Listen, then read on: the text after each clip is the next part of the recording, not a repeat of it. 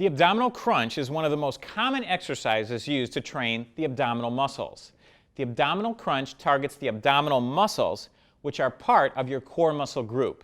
The stronger your core muscles, the easier it is to do most physical activities in sports. There are many ways to do an abdominal crunch, but proper technique will give you the most benefit. To isolate your abdominal muscles, lie on your back with your knees slightly bent. Make sure your feet are planted firmly on the floor and about hip-width distance apart. Keep your knees comfortably apart, fold your arms on your chest, and tighten your abdominal muscles.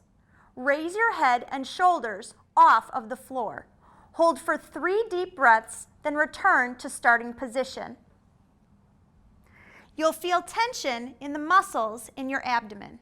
When you're doing abdominal crunches, don't clasp your hands behind your head. This puts your neck at risk of injury and prevents you from effectively isolating the abdominal muscles. Keep your movements smooth and controlled. Visualize your belly button moving up towards your pelvis. Do as many repetitions as you can with good form. Stop when your form begins to suffer.